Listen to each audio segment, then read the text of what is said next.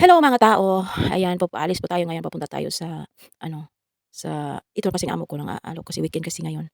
Eh, sabi ng amo ko ay ipapasyal niya yung mga anak niya doon sa ano daw, anong una hindi niya sinabi kung anong lugar. Sabi na yung ano, sabi ko, "Doon ba kayo doon sa disyerto yung sobrang lamig?" Sabi niya, "Hindi, yung parang ano, yung parang mall lang siya." Sabi niyang ganyan. Kaya yun nagbihis ka ng maayos kasi nga pati ng amo ko sinasabi naman niya kung saan sila pupunta. Minsan 'pag hindi nagsasabi, ako ang magtatanong sa kanila. Kasi nga kagaya ng ganito ngayon malamig, kung alam ko anong susuotin ko, yung panglamig ba o pang-ano ba, yung pang-init, gano'n. So, siyempre yung momsi niyo ay ano, sinisigurado lang kasi nga iba na talaga yung ano, yung may edad-edad na tayo, eh, hindi natin kakayanan yung lamig. So, ayan, andiyan na kami sa ano, on the way na kami papunta nga doon sa lugar na sinasabi ng amo ko. Hindi pa niya sinasabi kung saang lugar kami pumupunta. So, ayan, sabi niya bago siya pumunta doon sa pupuntahan, eh, dadaan daw muna siya dito sa mga gulayan, kudra kumbaga ang tawag nila. Dito sa may gulayan kami pumupunta kasi nga may titingnan daw siya.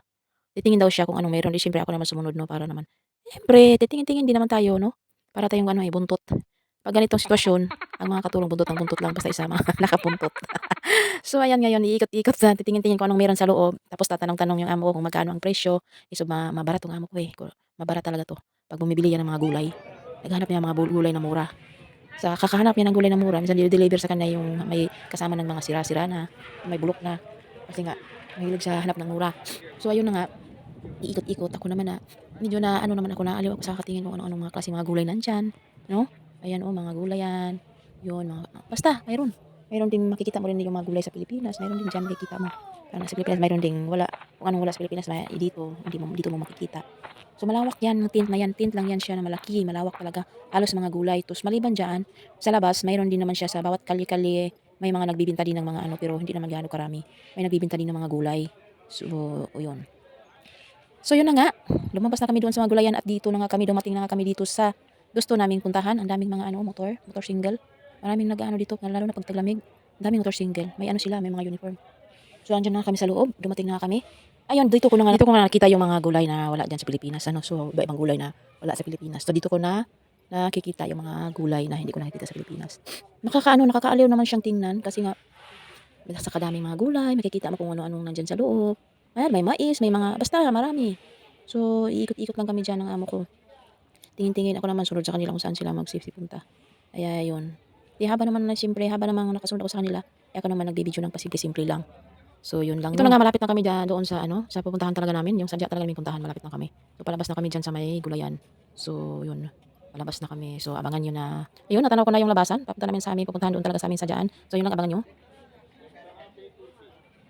Ikot pa rin namin ngayon ng ikot. So, ayan na nga, lumalabas na nga kami. Papunta na kami diyan sa pinupuntahan namin. Ngayon, hindi ko nga kasi alam kanina kung saan ang punta namin. Ang daming mga ano, motorcycle.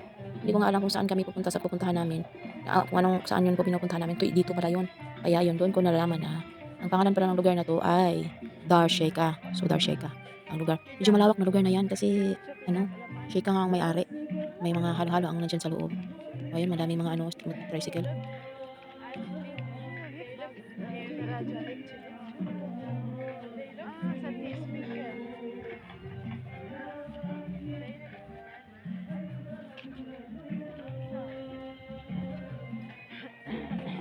So, marami na talaga mga tao diyan ano, kasi nga nag-ano mga isang oras pa laang, eh, magsisimula na yung ano nila, yung event nila diyan. So, ang dami ding mga ano, mga motorcycle na single diyan, yung ano, halos mga motorcycle na nandiyan sa loob. Kasi yung mga tao dito, yung mga lalaki, gustong-gusto nila yung magra-ride ng mga motor, lalo na nito 'pag taglamig. Ayan, umiikot-ikot na kami diyan. Maganda naman ang view diyan, oh, tingnan niyo. Maganda ang view kasi nga sabi ko nga sa alaga ko, "Bakit may tubig diyan? Maganda 'yan, may tubig diyan, oh. Maganda 'yan 'pag may boat." Sabi niya, "Meron nga." Sabi ko, "Ay maganda." Tapos may mga duck pa, may mga kumbaga sa atin sa Pilipinas pato, duck. Meron doon, maganda siya.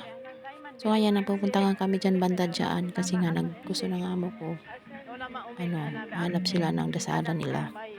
So kaya yon, hinahanap namin kung saan banda. Medyo mahaba pa talaga ang lakarin namin diyan.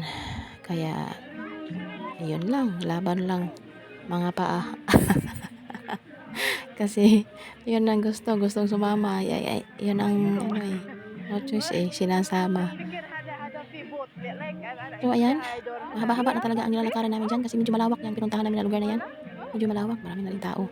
Kaya yung video ko diyan pasimple-simple lang ang video ko para hinahawakan ko lang sa harapan ng bandang ano ko, bandang tiyan ko para hindi halata na ako yung nagbibideo. Siyempre, diskarte ba? Diskarte, mindset.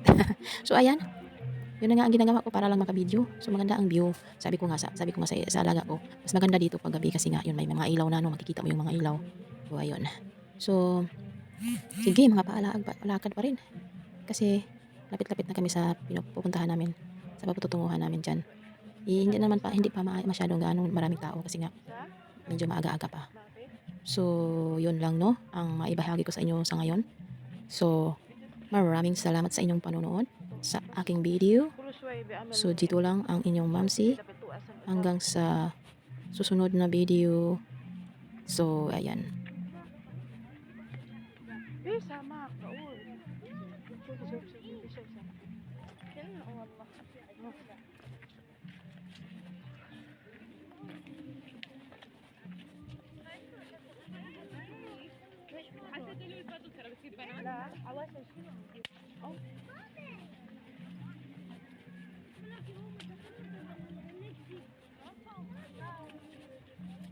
تعالوا شوفوا البنت اللي هناك.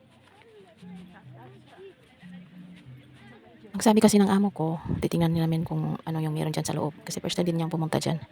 Titingnan namin kung ano pang meron dyan sa loob na dapat makikita, no? So, ayan, lakad pa rin kami ng lakad. Ini, sunod ako naman, sunod na sunod. Siyempre, parang buntot tayo. لا هاي بوط. بقول لك سكر يعني في بوط حلو.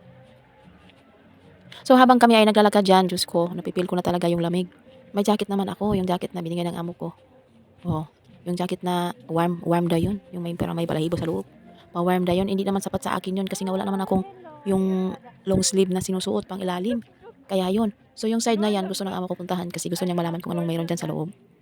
Di, ayan, sumunod naman ako, may pati ng alaga kong babae. So, ayan, yan, no. Hindi ko na nakita kasi bawal. Yan yung alaga kong babae kasama. Di, sinundan namin yung mag-ama, no, yung kapatid niya doon sa loob. So, ayan na, andyan na nga kami sa loob. Tinitingnan namin kung anong meron dyan sa loob.